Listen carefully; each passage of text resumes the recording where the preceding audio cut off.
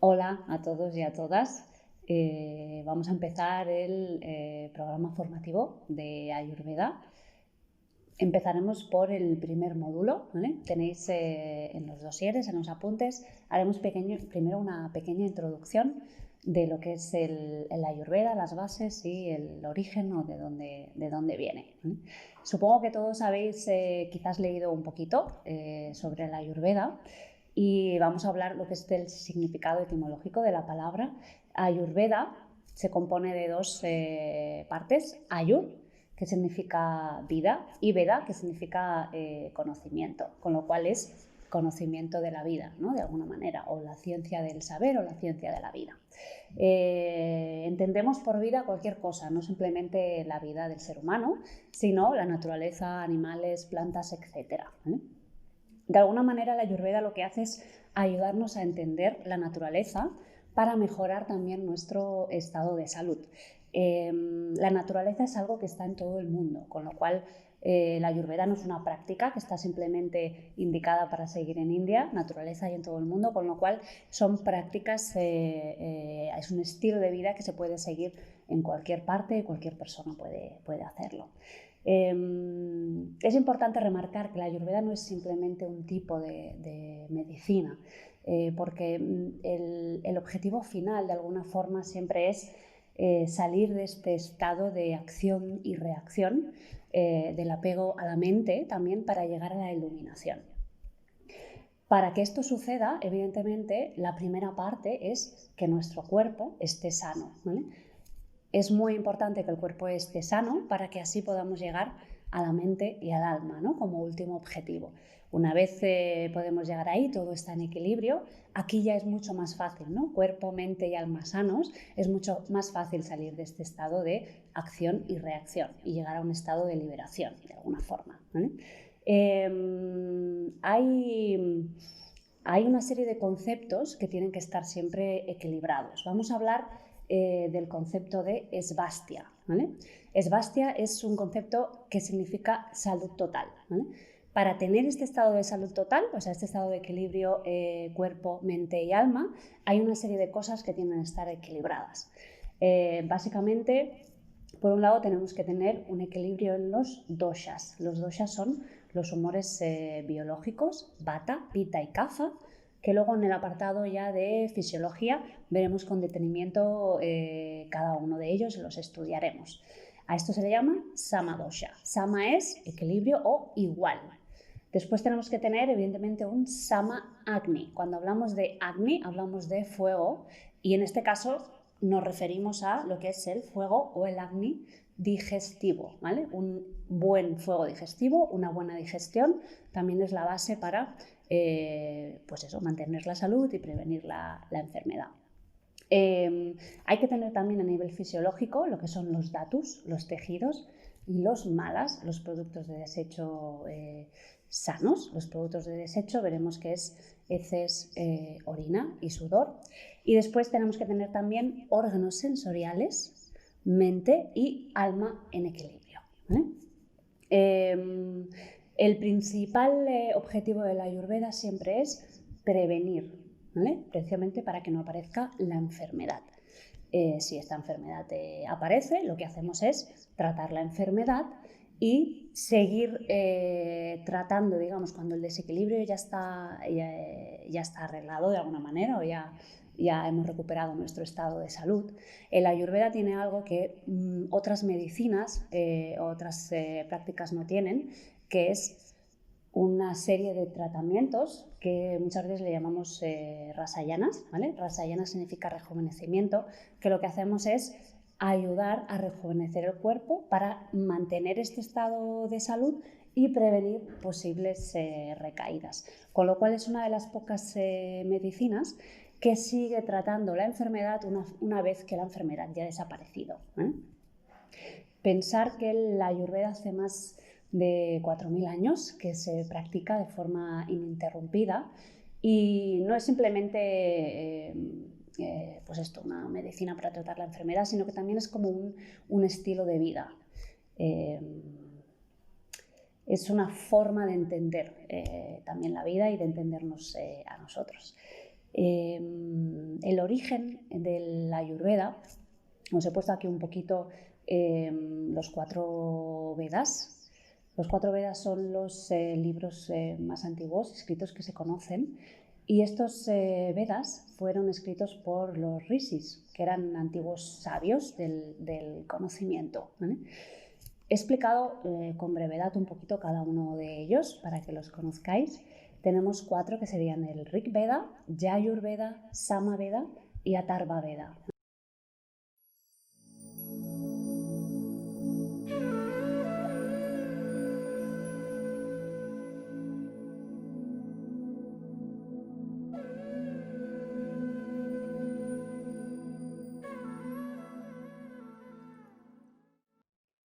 Empezamos con el primero, ¿vale? El Rig Veda.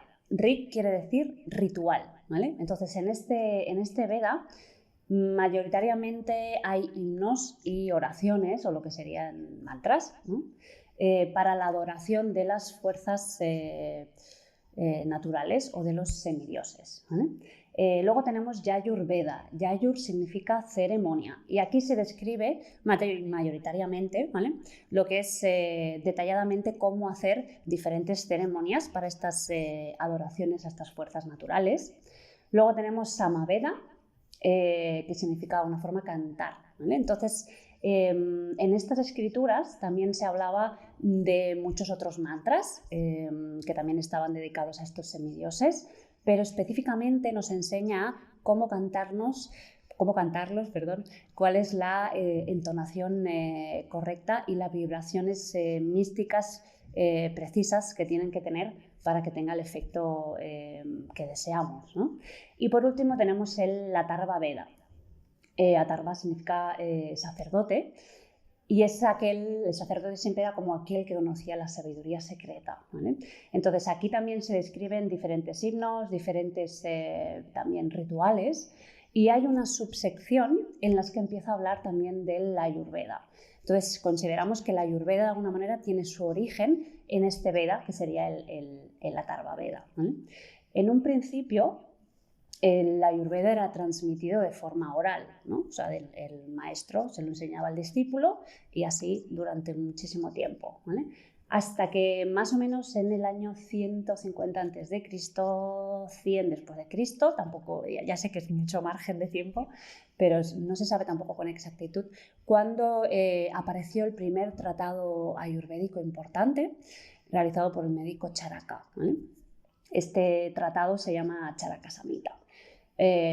Más tarde apareció Shurut Samhita, que este está más o menos 100 o 500 años después de Cristo.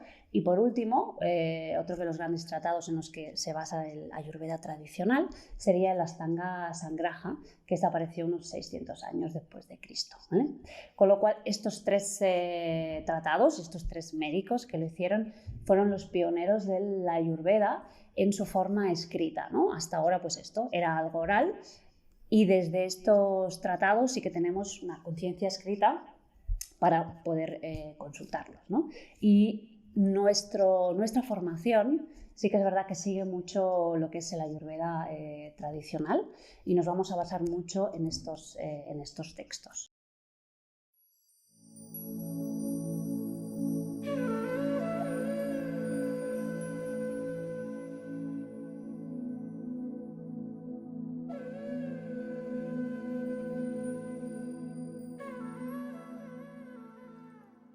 Acabar un poquito con lo que es esta parte de introducción, sí que quiero hablaros de los 4 principios, ¿vale? Antes ya os había comentado que el objetivo final, ¿no?, de la Ayurveda siempre es cómo salir de este estado de acción y reacción, que en general estamos todos los seres humanos en esta rueda o en este ciclo, y es salir de las emociones, de los deseos, tanto de la felicidad como de la tristeza. El objetivo es llegar a este estado de no apego para llegar a la iluminación, ¿vale? Todo ser humano, cuando nace, su objetivo de alguna manera es cumplir estos 4 principios.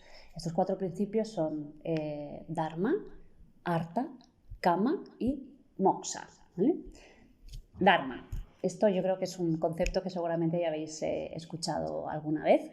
El Dharma es la base del resto de los principios, ¿vale?